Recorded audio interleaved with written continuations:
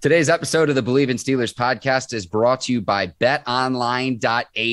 And Conference Championship weekend is here. In the AFC, you've got the Bengals and the Chiefs. In the NFC, you've got the 49ers and the Rams. And Ike, if you want to place a bet on the NFL playoff action, betonline.ag is the place to do it. Man, I guarantee, since I'm in Las Vegas and I call that the godfather of betting, you best believe I will be going to betonline.ag to bet something this weekend when it comes down to football. Ike offering the listeners and the viewers of the Bleav in Steelers podcast an offer they can't refuse. And to do that, head to betonline.ag today. Check out the new updated and desktop and mobile website. Sign up today to receive your 50% welcome bonus on your first deposit. Just use our promo code Bleav, that's BLEAV, to get started. Bet online, where the game starts. All right, cue the music. It's time to start the show.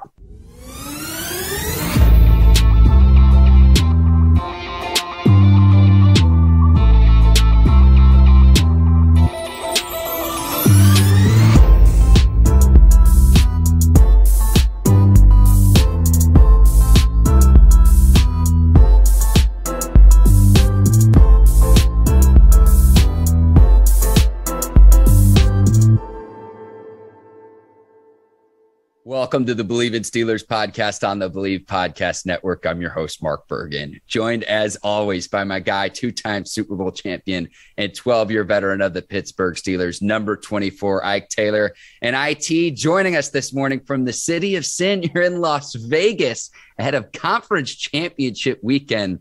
How are you doing, my man? It's an early start for you. Yeah, it's definitely an early start, but it's all good. I did give me some sleep. Even though they call it Sin City, I'm going to call it Faith City because you got to have faith when you're putting down a bet. So y'all might as well go to this website, 365, 24/7, betonline.ag. And Ike, I wish we had some prop bets for who the Steelers' next defensive coordinator will be. And that's really the big question mark we have is, you know, the rest of the playoffs wrap up. We're in the Conference Championship weekend. But who is going to take over the Steelers defense with the retirement of Keith Butler? And Steelers have requested to interview a couple different candidates. It includes New York Giants defense coordinator Patrick Graham, the New Orleans Saints secondary coach Chris Richard as well. Terrell Austin could get promoted internally. He's the Steelers defensive backs coach right now. I've made my case for Vic Fanny Pack Fangio, the ousted Denver Broncos head coach. And so I want to turn things over to you, Ike Taylor. If, you know, the front office, and right now it's Kevin Colbert, we'll see who ends up taking over for Kevin Colbert following April's draft, comes to you and says, Ike Taylor, who would you like to see be the defensive coordinator of the black and gold for the 2022 season? What is your answer to that question? Man, I like all three of your candidates, but I'm going to go with Fanny Pack. And the reason why I'm going with Fanny Pack Vic, you bring another head coach on board who could be your assistant head coach at the time. You got a guy who has a lot of experience. You got a guy who can run any kind of defense, whether it's a 3-4 or 4-3 defense. You got a guy that understands football. You get a veteran, a elderly, not elderly, but a guy who is groomed to coach. Coach Vic Fangio, Fanny Pack Fangio. So that's what I'm looking at. Like, I know a lot of times you want to go young. I think on the offensive side, you want to go young if you're going to be an offensive coordinator, because the movement of the offense and to get a Sean McVay, a Matt LaFleur, like a lot of these young OCs, they in tune, one, with the generation, two, on how the offense is shifting from college to the NFL. So I get that part.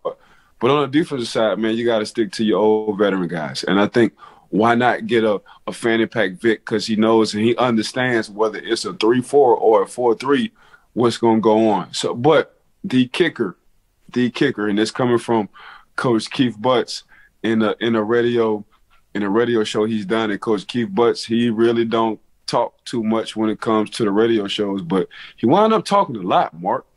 And he was saying, for the most part, man, Coach Tomlin have been making all these calls for the Pittsburgh Steelers defense. So you never know, man. You just might get Coach T wind up promoting himself as the defensive coordinator, and him probably bringing somebody along to be assistant defensive coordinator. Don't forget, Coach Tomlin as well was a DC when he was in Minnesota. In Minnesota at the time, between us and Minnesota, it was a 1-2 punch when it came down to the number 1, the number 2 defense in the NFL. So don't be surprised. I'm just saying.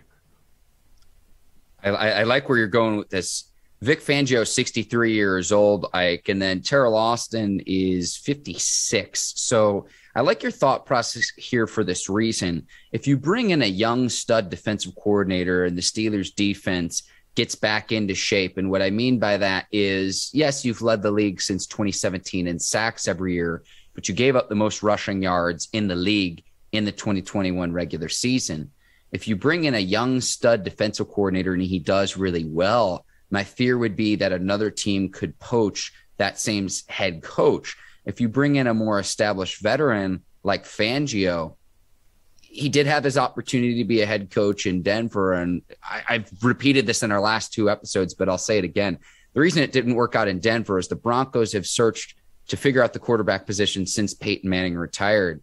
If you look at Vic Fangio's track record as a defense coordinator with the 49ers, defensive coordinator with the Bears, that Broncos defense was very stout as well. At least with the 49ers and the Bears, I know that both of those defenses were capable of winning a Super Bowl during his tenure there. The 49ers made the playoffs 3 out of the 4 seasons he was there. And then that 2018 Bears defense was the reason he had the opportunity to become a head coach. So that's always the case I've made. Now, you look at some of these other candidates too, like Patrick Graham has a very nice resume considering, right now at the Giants aren't very good, but he has experience with the Patriots, the Packers, and the Dolphins. And then Chris Richard, we talked last episode about how that New Orleans Saints defense is scary too. Chris Richard, the secondary coach, but the trepidation I would have there too is maybe Chris Richard wants to move on considering the retirement of head coach Sean Payton, which we're going to get into next segment. But I think all of them have impressive track records. Whoever ends up being the guy, I'm going to do a little bit more digging in terms of once a decision is made, the style of defense that they bring to the table, what their track record of success is, because I want to get this defense back to being a Super Bowl caliber winning defense. It shored up on the back half of the 2021 season, Ike, but you mentioned there are some holes that the Steelers need to fill. It all starts up front at the line of scrimmage, and that's something that I hope that they either do through the draft or free agency. I say since we're talking, this is our second week talking about filling the hole. We assumed last week Coach Keith Butler wasn't going to be there, and wound up being right. Yep. Why not? Coach T, if he was making the calls, as Keith Butler was saying, why not just fill in as a defense coordinator? You know exactly what you want. Why not change it to the 4-3? This would be your defense. You've been playing under the 4-3 when you was in Tampa at the time and you was the DB coach. And y'all won the Super Bowl. You wind up getting hired as a defense coordinator with Minnesota, and you were stout. You had 2 stud defensive tackles, and you was stopping the run game as a 4-3 defense coordinator. And just to be honest with you, that's what you really want to play. You want to play a 4-3. And that's what your personnel says when it comes down to your defense. Even though historically the Pittsburgh Steelers is known for a 3-4 and their linebackers roaming around, you want to get back to what you know and what you like, and that's a 4-3. So I'm just going to go on and throw it out there. Coach T, if you're hearing our show, you might as well take over as a defensive coordinator, at a 4-3 defense coordinator, because 1, that's what your personnel kind of say. 2, that's what you want to roll with. 3, you can change the narratives to move the shift and get what you like, even though historically the Pittsburgh Steelers have been a 3-4, you can go to a 4-3 and get some work done.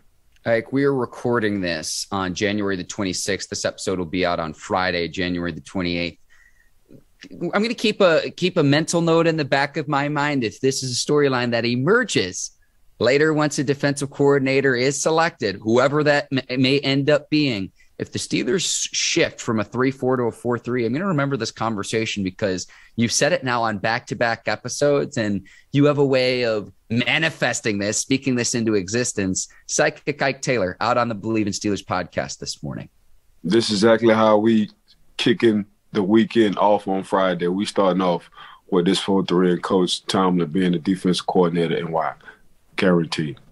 Okay, Ike, we will go on to the next segment. Sean Payton stepping away as New Orleans Saints head coach. And I watched his media availability. It sounds like he is not going to coach in the 2022 season, which ruins my proposal of this. On Friday nights, he could coach the Naperville Central High School Red Hawks football team, his alma mater, my rival high school growing up in Naperville, Illinois.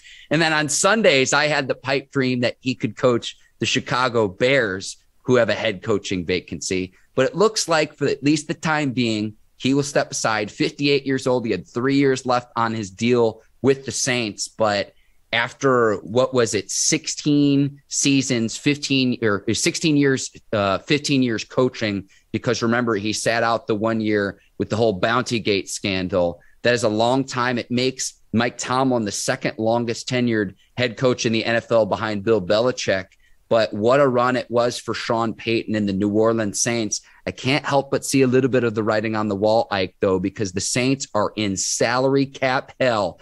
$74 million over the salary cap entering this offseason. It's going to be a lot of change in New Orleans, and it is truly the end of an era. Obviously, Drew Brees is retired at this point, but Sean Payton stepping down as Saints head coach, the end of an era in New Orleans. Man, there had to be something internally. Coach Payton, I know Coach Payton personally. Me and Coach Payton talking on the phone, we'd had some good times together off the field. Some grown man times. He's an offensive genius, so say. But man, it hurts when you miss a Hall of Fame quarterback sitting back there. And for Coach Sean Payton to get his squad in contention to make the playoffs, Sean Payton has left. Jameis Winston goes down. Now you got to deal with your third-string quarterback, and you still wind up record-wise having a pretty good season. Now your defense stepped this game all the way up to help this team out, and you missed Mike Thomas, one of the top receivers in the league at the time. He was wind up hurt. I guess y'all two kind of beefing, so you understand. Like Coach Sean Payton, like maybe I might need a breather and leave. When you want to talk about the city of New Orleans and going through hurricanes, every damn near looks like 3 or 4 years, man, it's just something tragic happening to that city. That city can take a lot out of you because who's been there? Whether it was Sean Payton, whether it's Drew Brees, whether it was the Saints organization just taking care of that city, leaving it open for people, homeless people who need it at the time. Mm-hmm. It's a lot. And then you got to deal with your players and their families and where y'all standing. I mean, the last one, man, they wasn't even staying in the city. They were staying in Texas, and that's what Sean Payton kind of have his stomping ground. To say that and to end off on Coach Sean Payton, is he a Hall of Fame coach? In my mind, yes, he is. Yeah. But I think he's just stepping away and catching a breather right now. Mentally, that could be exhausting coming from that city and what that city has to offer. That city has to offer a lot of life. That city is a soulful city. That city is a prideful city. But when it comes down to like off the field issues, and we're talking about hurricanes, we're just talking about hurricanes, man, it can be draining, especially when you're all in with that city. Now, everybody have these speculations on what's going on with Coach Mike McCarthy and the Dallas Cowboys. I think that's the next visit for Coach Sean Payton. I think Jerry already said it before, and I don't think Jerry want to bite his words. He have no issue with Mike McCarthy this year as being a Dallas Cowboy head coach in 2022. I think if the Dallas Cowboys don't win the Super Bowl in 2022, guess who's stepping in? It would be a Sean Payton. And we all know what Sean Payton can do to a quarterback in the offense. He's the whisperer. That's exactly what he is to an offense, to a city. And why not go back to a city and why not go back to a guy? Because I know Coach Sean Payton loves his money. It would be the Dallas Cowboys because Jerry going to give him whatever he needs.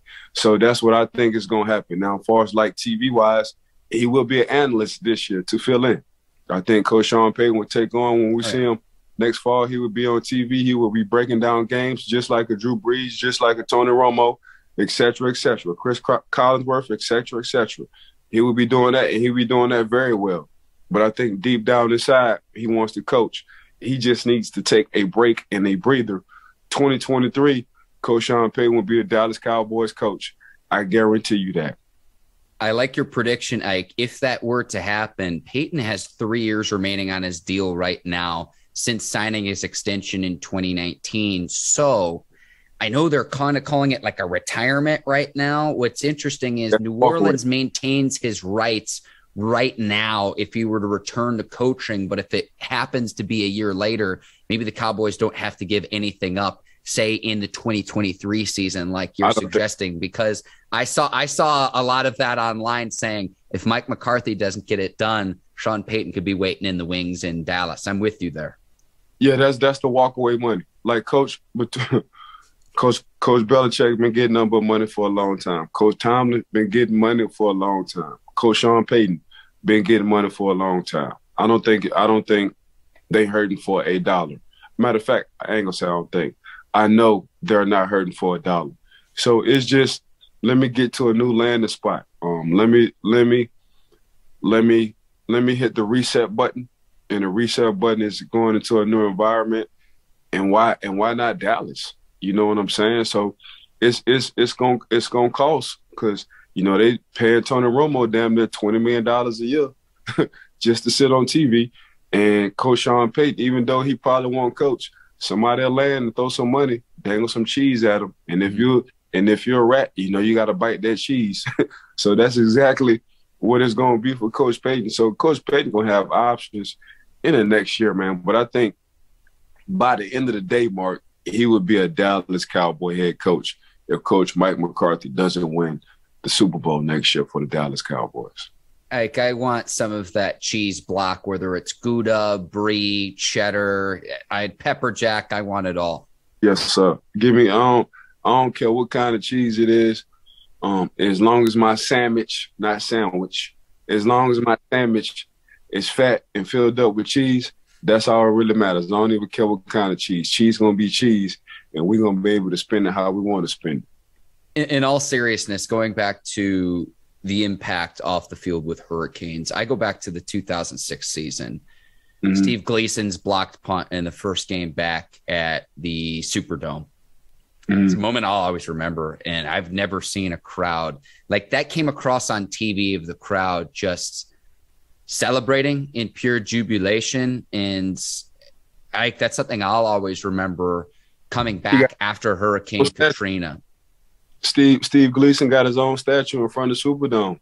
That says a lot how the city felt about the man and what he's going through. Like, that city is the city. When that city rocking with you, it's rocking with you to the day you're in the dirt.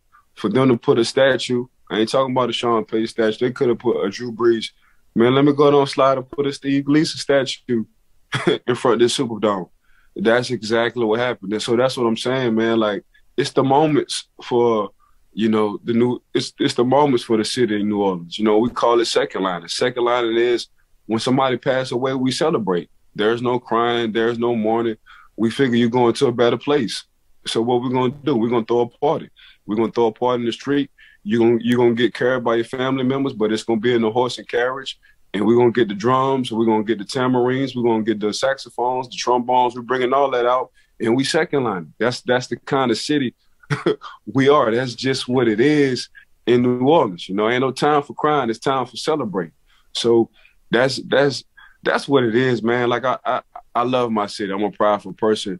When you want to talk about New Orleans, of course, I got my dog 504 hat on. That's just what I do. But at the same time, man, it's just that's what New Orleans do to you, man, and make you. And then since we're talking about it, I remember Coach T. We had damn near 20-something guys from the city of New Orleans. And I'm like, dang, Coach T, why you just getting us? He was like, bro, y'all thinking y'all breathe a little different down there. He said, y'all mentality is a little bit different. Y'all maturity level at a young age is all the way on Wi-Fi, So that's what I like about y'all. And then you look at the OBJs, the Ryan Clarks, the Ike Taylors, the Mannings. You can just go down the line about a lot of guys who just from that city, the Reggie Waynes. You could, the Ed Reeds, man. I can just go down the line from people who just from the same area. I ain't talking about the state. The Jamar Chase. Jamar Chase is from Harvey, Louisiana. He right across the West Bank. The Justin Jefferson. I can keep going on and on just from that city. From the city. I ain't talking about the outskirts, from that city.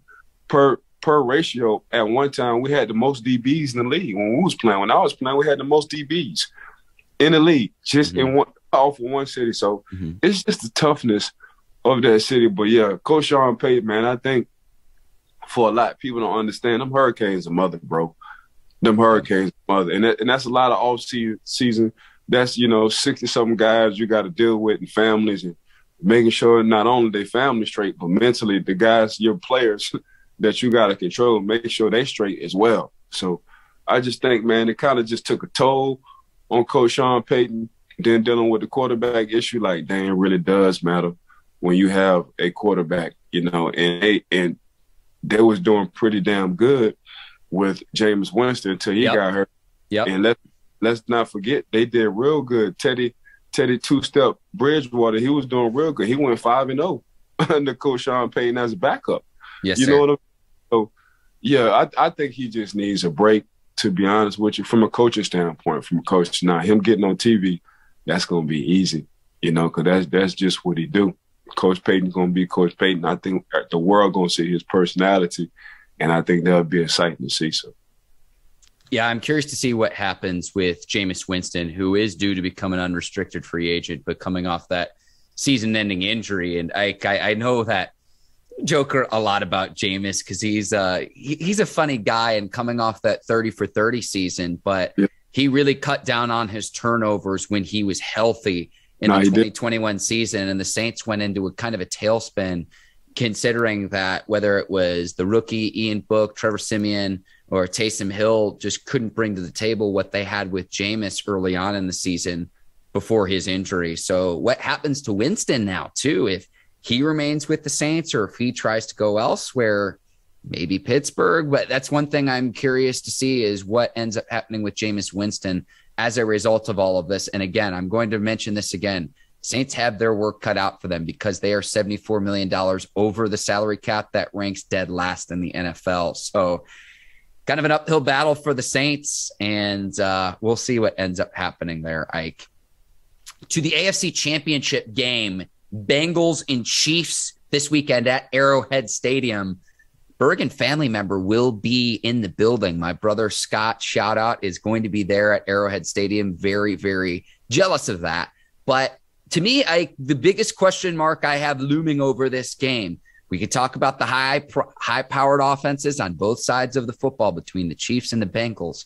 But my question was this: does the Honey Badger play? He got hurt in the Chiefs' comeback victory, and the Chiefs' seesaw back and forth victory, I should say, against the Buffalo Bills. He is going to be absolutely vital for this Chiefs defense. If he's not on the field, I think that could be a key difference in Sunday's game between the Bengals and the Chiefs. That's the biggest question mark I have looming over all of this as we record here Wednesday morning. He was on the field when they lost in Cincinnati. So for me, and that's my dog, Honey Badger. So for me, it don't matter. It's Joe Burrow. You know what I'm saying? I thought the Super Bowl last week was the Super Bowl, and it was AFC, divisional game. That's how good Josh Allen and Patrick Mahomes played. That's the shootout. And what we saw last week was if you give anything under 15 seconds to Patrick Mahomes, he got action. and that's exactly what he did. It's just they got somebody who's a little bit cool on the other side, and his name is Joe Burrow. And that's how the Cincinnati Bengals team feed off of their offense. Not only their offense, but one guy, and that's Jackpot Joey. What I think we don't talk about enough for the Cincinnati Bengals is their defense. Their defense have whatever personality you want their personality to be. If you need their defense to stop a Patrick Mahomes during the regular season and kind of put a shell over or kind of put a roof over Tyreek Hill and his cousins and his homeboys, Hardman and Nicole Kidman and all them guys and Travis Kelce, they will. If you need to put a wall up to stop King Henry and company and Foreman and company so they don't break loose and run wild, they will. So I look at their defense as chameleonaires. They can change and go with the flow. They can adapt to your mindset. If your mindset is you want to run the ball and make a statement, you're not going to do it. If your mindset is, man, we're going to air this thing out, take the top off the roof and make this hard top a convertible, you're not going to do it. They're going to wind up making that thing a hard top. So I just don't think right now we give enough credit for the Cincinnati Bengals defense. We ain't even going to talk about the offense, which I know you about to talk about. We ain't even going to talk about the offense, but, man, we definitely got to talk about how they've been stout in their defense. You know, Jackpot Joey if he get them points that Josh Allen put up, I think it's all the way Cincinnati Bengals. It ain't even going to be an issue. I just want to clarify for our listeners and viewers, Ike. McCole Hardman is on the Chiefs. Nicole Kidman is the gorgeous actress. So it's still early for you. It's okay. I do it all the time. I get my names confused all the time. But that's why I was laughing earlier. Let me wake my brain up a little bit, Mark. Hold on. Okay. No, you're right, though, because the Bengals did beat the Chiefs earlier this year in Week 17 on January the 2nd. 34-31 was that final. However, that game was in Cincinnati. And the Bengals both the Chiefs and the Bengals needed that game. The Bengals needed the game to get into the playoffs and win the AFC North Division. But remember, at the time, the Chiefs were fighting for the 1 seed in the AFC. And with that loss, it knocked them down, and Tennessee ended up taking the 1 seed, which is how the regular season ended up shaking out. After that game, it was Patrick Mahomes who went up to rookie receiver Jamar Chase and says, keep it going. We'll see you in the playoffs. So this is now a rubber match where Bengals are going to have to try to beat the Chiefs twice in 1 year, which I'm going to ask you about the difficulty of beating a team multiple times in a season, not, just twice here in this matchup. But when we're talking about 49ers Rams, you're talking potentially 3 times once we get to the NFC matchup. So as a former player, how hard is that, Ike, considering you're going up against some of the team. They know what you're going to do. You know what they're going to do. How hard is that as a player? It's just a bare knuckle fight. You didn't watch all the tape you needed to watch. Yeah. It's just, okay, they might have 1 or 2 wrinkles, but they still going to run the same play. But I just go back to when we won the Super Bowl and we had to wound up beating the Baltimore Ravens. Matter of fact, I was just with Ed Reed last night smoking a one-of-a-kind cigar. Make sure y'all go check that out. Ike Taylor, one-of-a-cigar. HowardGCigars.com. I appreciate you, Mark. Yeah. We was talking last night. It's hard to beat a team 3 times. So we wind up, that time we won the Super Bowl, we wind up beating the Baltimore Ravens 3 times. And for us, on the 3rd time, our mindset was a fist fight. This is exactly what we're doing. We just about to take the gloves off, and we just about to go bare knuckle with it. The same thing with the Cincinnati Bengals. And I think there's no cockiness to this team. There's no arrogance to this team. It's a lot of confidence. And I really and truly believe it's because Jackpot Joey. When you look at Jackpot Joey, not only on the field, to get sacked 9 times in a football game, not catch a temper tantrum, not blame his offensive line, not point the finger. Every time he came back to the sideline, he like, bro, just give me 1 more extra second, And you're looking at a depleted offensive line like, dang, can y'all even get right on this Tennessee Titans defensive line? And they're like, man, we're going to get right as long as we got Jackpot Joey. And I think Jackpot Joey just set the tone, not only for their offense, but for their organization. And the pick they hit with Jackpot Joey, he's definitely a jackpot lottery for them guys, because he's going to be good for a long time. So I might as well just go out on and say, even though I think it's hard to beat a team twice, let alone 3 times, and I'm talking about beating the Kansas City Chiefs as well, because it's just so hard to keep them guys under wraps. Patrick Mahomes and company, eventually they'll break out.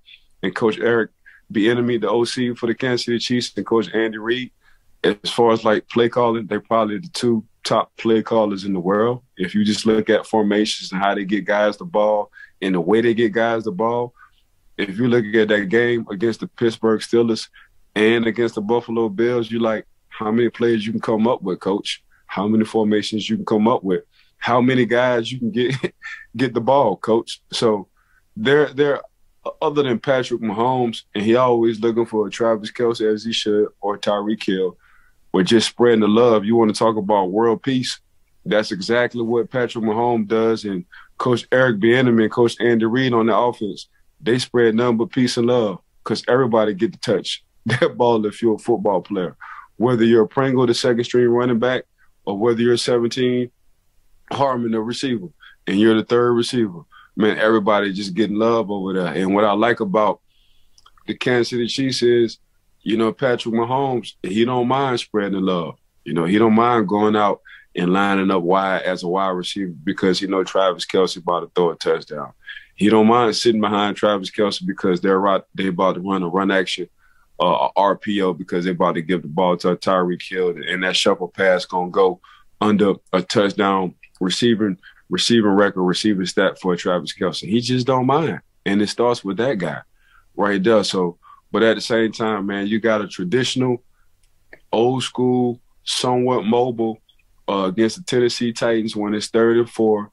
Jackpot Joey had to scramble and get to that first down to continue the momentum for the Cincinnati Bengals. That's Jackpot Joey. So just to kind of sum it all up, because I know you won't ask me, I got the Cincinnati Bengals going into Arrowhead and stealing this win, all because Jackpot Joey and that defense for the Bengals. Excellent. I'm going to go against you, Ike. I'm picking the Chiefs at home, and I know you've told me how difficult it is playing at Arrowhead for how loud it is. I think that home field advantage in the playoffs is going to be a key differentiator. 4 consecutive times the Chiefs have hosted the AFC Championship at Arrowhead. That's never been done in the history of the NFL. And I think that the Chiefs are just a team coming off that monster comeback win against the Bills. I think they're going to keep it rolling and go to yet another Super Bowl with Patrick Mahomes and company. So I'm going to take the Chiefs at home to cover that 7-point spread, Ike. But man, like you were talking last show about the AFC quarterbacks, Mahomes, Burrow, Herbert, Josh Allen. We are in for a treat yet again. 3 o'clock Eastern time on Sunday, and this is going to kick off Conference Championship weekend. I just hope it lives up to what we saw in the divisional round, Ike, because if it's anything like that, we're in for a treat. Yeah, it's going to be tough, bro. I mean, what Josh Allen and Patrick Mahomes did last week, bro, that's and usually I say instant classics. I had to watch it twice, Mark. So I watched it the night of, and then in the morning, I wound up watching it again on my phone on Game Pass. I'm like, man, it's like what I watched last night, was that for real? Like, ain't no way. No way. But yeah, that's just. But we about to watch the same thing again because Joe Mixon and company. We sleeping on Joe, and that's one thing. They can hold the ball. The other Joe, yeah. Yeah, they could. The Cincinnati Bengals, if they want to hold a clock for between 4 and 6 minutes, they definitely can with their running game. So let's not be. I mean, the Kansas City Chiefs, they got a trio sitting over there of receivers, and you add Travis Kelce as a tight end with that trio. But God dog it, so does the Cincinnati Bengals. They got a hell of a trio between Higgins, Boyd, and Jamar Chase. So we shall see. We get to see the deuces from Tyreek Hill again. I love how disrespectful that was, especially considering the defender who was chasing after him was ahead of him when he flashed the deuces, and he still goes running right by. So I hope we get to see that again. One of the most electrifying players I've ever seen with the ball in his hands. Cheated like, man, no disrespect, but I'm about to disrespect you. That's all that piece, man. That piece ain't – How in the world you have an angle on the cat and he outruns that? Then he shoots the peace, love, and happiness, the peace sign. But ain't nothing peaceful about this peace sign when he's on the field. It's very disrespectful. You gotta love Cheetah for that. Basically, Cheetah saying, God gave me some fast-ass, quick twitch muscles that you ain't got, and I'm about to leave you. When I was a kid, we used to call it fast. Like, it's like, oh, he's fast. Is he fast or is he fast? So y'all talking New Orleans talk right there. Because when you good at something, we say it twice. Like, bro, he good? Nah, he good, bro. Yeah, that dude, he like you said, he fast now. He fast. He fast. So y'all talking that New Orleans talk when you from. So if I ain't know no better, I think you got a little Southern in you, Mark. Maybe somewhere down in the bloodline. We'll go from AFC to NFC, Ike. 49ers and Rams, and the NFC West showdown commences in the Conference Championship game. Rams are 3.5-point favorite at home But this 49ers team beat the Rams not once, but twice in the regular season, 31-10 in week 10. That was on November the 15th, and then 27-24 in week 18, final week of the season. So the Rams could have left the 49ers for dead if they would have put their foot all the way on the gas. And here the 49ers are yet again. If they've got to beat the Rams 3 times in a season, though, Ike. And I know you mentioned it earlier, but to me, it's like, who better to talk to than a player who's had to do that before in his career, not once, but twice. In the 05 season, the 05 season, you played the Bengals 3 times, and then you won in the rubber match in the playoffs. But in the 08 Super Bowl run, you beat the Ravens 3 times in a season, just the difficulty of doing that.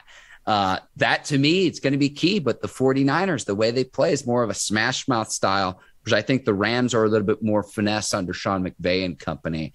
But what do you think about this matchup, Mike? 49ers and Rams. I'm going to leave it open-ended. The floor is yours. DeMarco Ryan me, please. And that's the defense coordinator for the 49ers. That's who been causing all this goddamn havoc. Young defensive coordinator coming up with a game plan, whether you're Sean McVay and company and Matthew Stafford, or whether you're Matt LaFleur and company with Aaron Rodgers.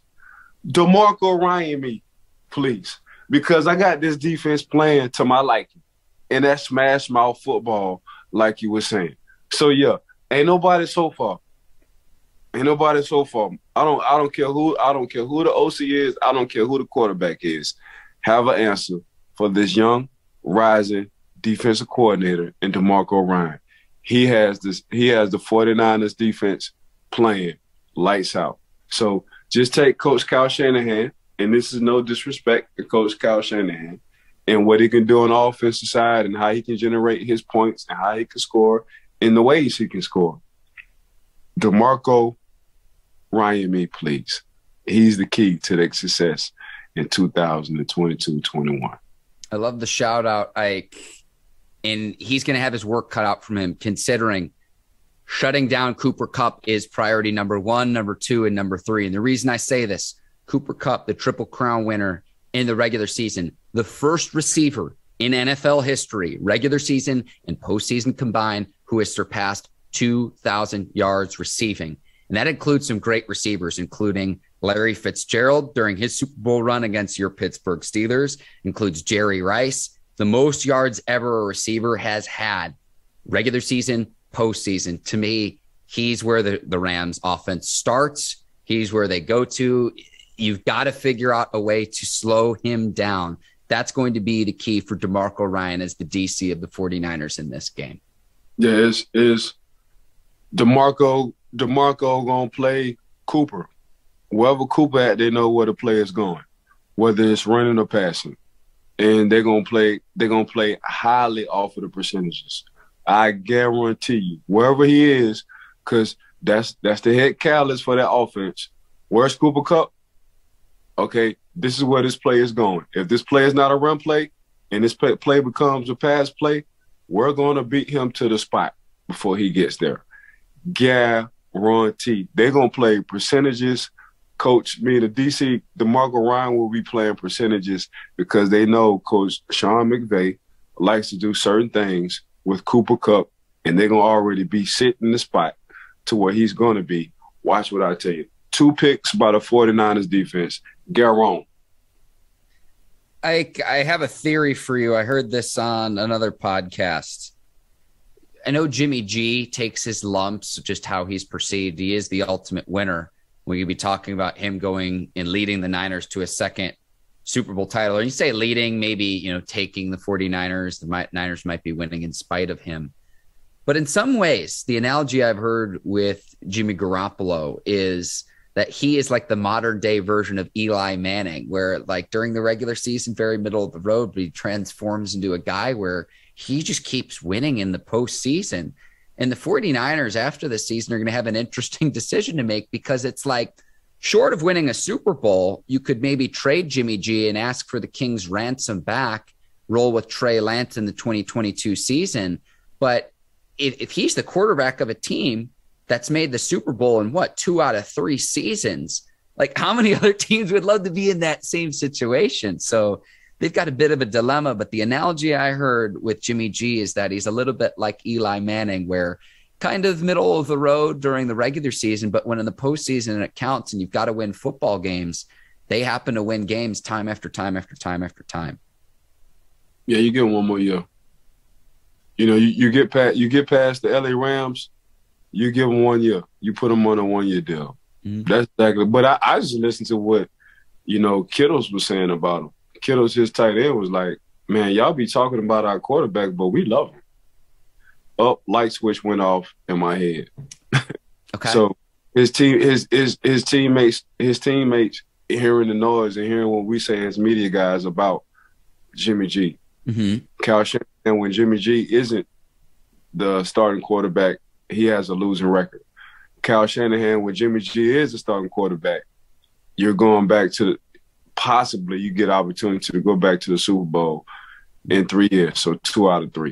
Mm-hmm. So, I mean, as much as you don't like, everybody's they ain't about to beat Tom Brady. It's hard to find a Tom Brady because I can't even put Aaron Rodgers in that situation. I can't even put a Drew Brees in that situation. And I'm talking about Hall of Famers.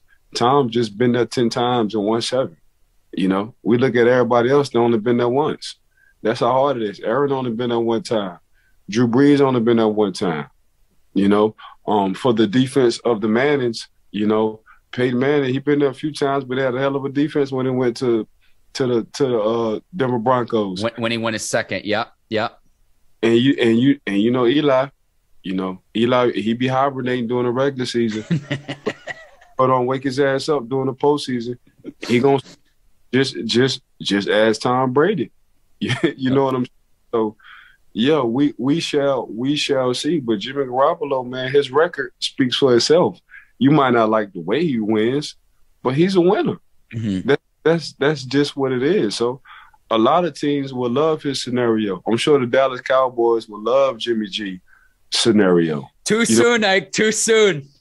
So that's just how it is. But I mean, since you're gonna ask me, well, in so many words, I'm gonna rock with my other underdogs. I got the 49ers beating the LA Rams.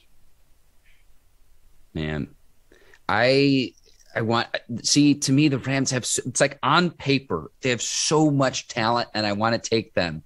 What do you destroyed me in picks last week. I'm rocking with Ike Taylor. You've convinced me. I'm going to take the 49ers in this game as well as the underdog. What's your eye test say? Like take paper off. What do you see when you're watching the game? Like take the stats out. Yeah. What do you see? Do you see the 49ers or the LA Rams winning?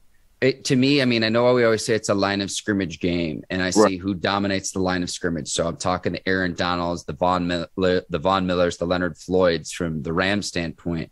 But I look at the 49ers led by Bosa and company, and they do the same thing, Ike, where it's like they do the same thing. So it's like they do the same thing. I'm going to pick the 49ers. I'm going to pick the 49ers as underdogs. I'm going to rock with you for the NFC.